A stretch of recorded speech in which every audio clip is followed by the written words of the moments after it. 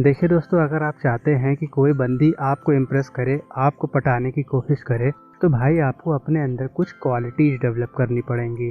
तो इस वीडियो में मैं आपको इसी के बारे में बताऊंगा। तो बिना किसी देरी के ज्ञान की गहराई में डूबते हैं। तो बेसिकली मैं आपको 3 तरह की चीज़ें लेकर बताऊंगा, ठीक है? जिसमें से पहली चीज़ आती है आपका फर्स्ट इम्प्रेशन। तो देखो, फर्स्ट इम्प्रेशन में क्या आता है कि फॉर एग्ज़ाम्पल तुम खुद सोचो, जब कहीं पर तुम जाते हो या कहीं पर तुम हो और कोई बंदी आती है, तो तुम्हारे फर्स्ट इम्प्रेशन में कोई इंसान क्या चीज़ें नोटिस करेगा? सबसे पहले वो तुम्हारा फिजिकल अपीयरेंस नोटिस करेगा। अब फिजिकल अपीयरेंस में क्या चीज़ें आती हैं कि तुमने अपनी बॉडी का कितना ख्याल रखा है, कि तुम्हारी जो फिजिकल अपीयरेंस है उसका तुमने कितना ख्याल रखा है। मतलब कि तुमने जो कपड़े पहने हैं वो ब्रांडेड से यहाँ मतलब नहीं है। कपड़ों से मतलब ये है कि जो भी तुमने कपड़े पहने हैं वो तुम्हारी बॉडी पे फिट आते हैं या नहीं आते हैं।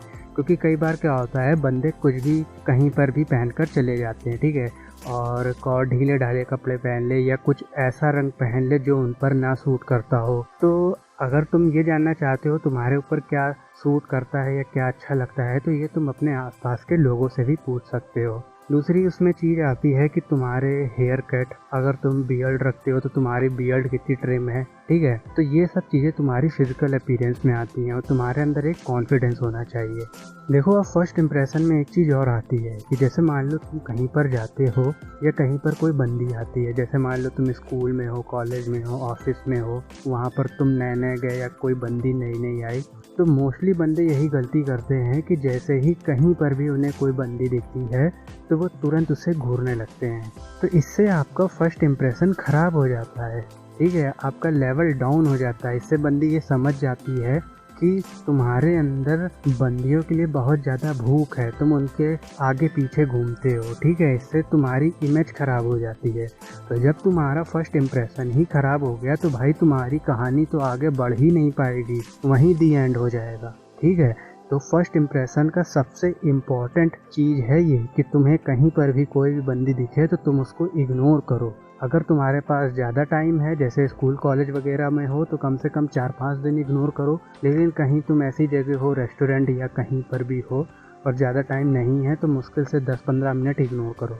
लेकिन स्टार्टिंग में पहले तुम्हें बंदी को इग्नोर ही करना है। जब तुम उसे इग्नोर करोगे ना तो वो खुद तुम्हें नोटिस करेगी।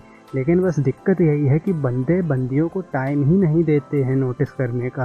वो खुद इतना नोटिस करने लगते हैं कि बंदियों को ज़रूरत ही नहीं होती है उनको लाइन मारने की। ऑलरेडी सारे लड़के उन्हें लाइन मार रहे होते हैं। तो ठीक है ना, जब तुम इग्नोर करोगे तो वो खुद ही तुम्हें नोटिस करेगी और लाइन मारेगी। अब अगर अगले पॉइंट की बात करें जो कि है क्वालिटीज़, तो क्वालिटी से मेरा मतलब ये है कि लाइफ में तुम जो भी काम कर रहे हो उस काम के लिए तुम्हें पैशनेट होना चाहिए, तुम्हारा एक जुनून दिखना चाहिए उस काम के लिए, ठीक है। फॉर एग्ज़ाम्पल कि जैसे मान लो तुम स्कूल में हो, कॉलेज में हो, ऑफिस में हो या कहीं पर भी हो, जगह मैटर नहीं करती, मैटर करता है तुम्हारा पैशन, तुम्हारे काम के लिए तुम्हारा जुनून। फॉर एग्ज़ाम्पल मैं तुम्हें सिर्फ एक एग्ज़ाम्पल दे रहा हूँ कि जैसे मान लो तुम स्कूल में हो या कॉलेज में हो, तो अगर तुम अपनी पढ़ाई में अच्छे हो तो तुम फिर पढ़ाई में टॉपर बन जाओ, एकदम मास्टर बन जाओ कि लोग हर चीज़ तुमसे पूछें आकर। और अगर तुम्हारा पढ़ाई में मन नहीं लगता है तो भाई कोई मैटर नहीं करता है, ठीक है। पढ़ाई में अच्छे हो या ना हो इससे कोई फ़र्क नहीं पड़ता है, ठीक है। फ़र्क पड़ता है कि तुम्हारा पैशन तुम्हारे काम के लिए, कि जैसे मान लो तुम्हें म्यूज़िक अच्छी लगती है, स्पोर्ट्स अच्छा लगता है या कोई भी काम अच्छा लगता है, ठीक है। तो उस काम के लिए तुम्हारे अंदर एक पैशन होना चाहिए और उस फील्ड के फिर तुम मास्टर बन जाओ। अगर तुम स्पोर्ट्स में खेलते हो, गेम्स खेलते हो, तो फिर गेम्स में एकदम टॉप पर हो, कि तुम्हारा नाम लोगों की जुबान पर हो, ठीक है। इससे होगा क्या कि जब तुम अपनी फील्ड के टॉप बन जाओगे और पैशनेट रहोगे तो तुम्हारा एक स्टेटस बन जाएगा, ठीक है, तुम्हारा एक लेवल बन जाएगा। और ये बात हमेशा अपनी जीवन में ध्यान रखना कि बंदी हमेशा उसी को डेट करती है, उसी को पटाने की कोशिश करती है जिसका लेवल या स्टेटस उस बंदी से ज़्यादा होता है। तभी वो तुम्हें अप्रोच करेगी और तुम्हें पटाने की कोशिश करेगी। तो तुम्हें अपना लेवल और स्टेटस हमेशा बंदी के ऊपर रखना पड़ेगा, ठीक है। अगली चीज़ क्वालिटीज़ में ये आती है कि कई बार क्या होता है कि बंदे बंदियों के सामने या अपनी क्रश के सामने तो बड़े शराफत से पेश आते हैं, काफ़ी एटिकेट्स दिखाते हैं, काफ़ी अच्छे से बात करते हैं, सबसे अच्छे से बात करते हैं।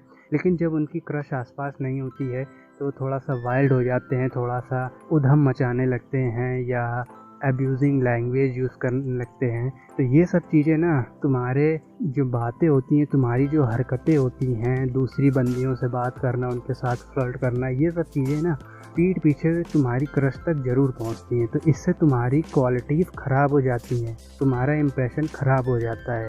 और कई बार बंदे इसी का उल्टा भी करते हैं कि जब उनकी बंदी नहीं होगी तो नॉर्मली बिहेव करेंगे, एकदम अच्छे से बात करेंगे, सबसे एटिकेट्स होंगे, लेकिन जब आसपास उनकी क्रश होगी तो उनके अंदर से एकदम से एनर्जी आ जाती है, वो शो ऑफ करने लगेंगे, वो सबसे तेज़ तेज़ बातें करने लगेंगे, मोबाइल दिखाने लगेंगे और कई चीज़ें आती हैं। ये सब चीज़ें तुम खुद नोटिस कर सकते हो कि लोग क्या करने लगते हैं। तो ठीक है, दोनों ही केस में तुम्हारी क्वालिटीज़ ख़राब हो जाती हैं। तो इसीलिए तुम चाहे बंदी हो और ना हो, दोनों ही केस में तुम्हें नॉर्मल रहना है और तुम्हें बंदी को ये दिखाना है कि तुम्हें उसके होने या ना होने से कोई फ़र्क नहीं पड़ता है, तुम अपनी दुनिया में ही मस्त हो। ठीक है, कोई तुमसे बात करे ना करे कोई फ़र्क नहीं पड़ता है, कोई करता है तो ठीक है, नहीं करता है तो तुम अपने काम के प्रति फोकस्ड हो और उसके लिए पैशन हो, तुम अपने काम को इम्पोर्टेंस देते हो। ठीक है, तुम अपने पैशन को इम्पोर्टेंस देते हो। तो ये चीज़ बहुत मैटर करती है।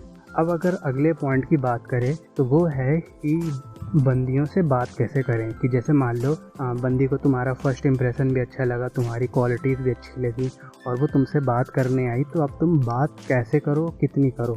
तो सबसे पहले तो ये जान लो कि कई बार क्या होता है कि जैसे मान लो तुम अपनी फील्ड के मास्टर हो, ठीक है, कि जैसे मान लो म्यूज़िक में हो या स्पोर्ट्स में हो, कि जैसे मान लो बैडमिंटन खेलते हो या म्यूज़िक में गिटार बजाते हो या कुछ भी करते हो, तो कई बार क्या होता है बंदियाँ उसी ही चीज़ को लेकर तुमसे बात करने आती हैं। कि हो सकता है तुमसे कहें कि आप गिटार बहुत अच्छा बजाते हैं, क्या आप मुझे सिखा देंगे, या आप बैडमिंटन बहुत अच्छा खेलते हैं, क्या आप मुझे सिखा देंगे। तो इस जगह क्या होता है ना कि बंदे एकदम स्लिप हो जाते हैं, पूरी डाइव मार देते हैं कि अरे जान दे देंगे, आप एक बार कहो तो गिटार क्या चीज़ है। तो मतलब ये नहीं होना चाहिए। ठीक है, कि बंदी ने कहा कि क्या सिखा दोगे, तो तुम बिल्कुल एकदम स्लिप हो गए और उसको तुमने पूरा गिटार थमा दिया या बैडमिंटन या जो भी चीज़ के तुम मास्टर हो, तुम निछावर हो गए उसके ऊपर। तो ये चीज़ ना फिर तुम्हारी सारी ही चीज़ें ख़राब हो जाएंगी। तुम इतनी नाव चला कर आए और लास्ट में तुम्हारी नाव डूब जाएगी। तो अगर ऐसी चीज़ होती है, तुमसे बंदी बात करने आती है, किसी भी बहाने बात करने आती है, तुम्हें उसे ज़्यादा भाव नहीं देना है। ठीक है, कि जैसे कोई भी बहाना किसी भी काम के लिए आती है तो तुम कह दो हाँ ठीक है, जब मुझे टाइम होगा तो मैं कर दूंगा, या जब मुझे टाइम होगा तो मैं तुम्हें सिखा दूंगा। तो अगर बंदी तुमसे बात करने आ रही है तो तुम उस चीज़ का जवाब दो और कोशिश करो कि बात को काट कर तुम वहाँ से चले जाओ। ठीक है, पर उसे ये नहीं लगना चाहिए कि तुम भाग रहे हो। मतलब किसी बहाने से कह दो कि मुझे कुछ काम है या मुझे यहाँ जाना है या वहाँ जाना है, तो ये भी नहीं लगना चाहिए कि तुम उससे भाग रहे हो या कट रहे हो, और ये भी नहीं लगना चाहिए कि तुम उसको बहुत ज़्यादा स्लिप हो रहे हो और इम्पोर्टेंस दे रहे हो। अगर वो तुमसे कहती है कि आप गिटार बहुत अच्छा बजाते हैं, क्या आप मुझे सिखा देंगे, तो तुम उससे कह सकते हो हाँ ज़रूर सिखा दूंगा, लेकिन जब मेरे पास टाइम होगा तो मैं आपको बता दूंगा और आप सीख लीजिएगा। अगर वो तुमसे बात करने आती है तो नॉर्मली बात करो और ज़्यादा बात मत करो, धीरे धीरे बात बढ़ाओ। ठीक है, धीरे धीरे बॉन्डिंग बढ़ाओ। जब तुम देखना धीरे धीरे तुम्हारे 10, 15, 20 दिन हो गए हैं, तब तुम्हें हल्का फुल्का उससे फ्लर्ट करना है। ठीक है, तो फ्लर्ट भी 3-4 तरीके के होते हैं। बेसिक होता है, डायरेक्ट होता है, इनडायरेक्ट होता है, एडवांस होता है। ठीक है, तो फ्लर्ट भी तुम्हें सोच समझ के करना है कि कब कौन सा फ्लर्ट करना है। तो अगर तुम इसकी जानकारी चाहते हो तो इसके ऊपर मैं ऑलरेडी एक वीडियो बना चुका हूँ, जिसका लिंक आई बटन में भी दिया है मैंने और डिस्क्रिप्शन में भी दिया है, एडवांस फ्लर्टिंग में। ठीक है, तो तुम वो वीडियो ज़रूर देखना। तो इन सब चीज़ों से तुम्हारी बातें और बॉन्डिंग बढ़ेगी और वो कब तुमसे इम्प्रेस हो जाएगी वो खुद भी नहीं समझ पाएगी। तो दोस्तों, इस वीडियो के लिए इतना ही। आप इन चीज़ों को ट्राई करिएगा और वीडियो देखने के लिए आपका बहुत बहुत शुक्रिया।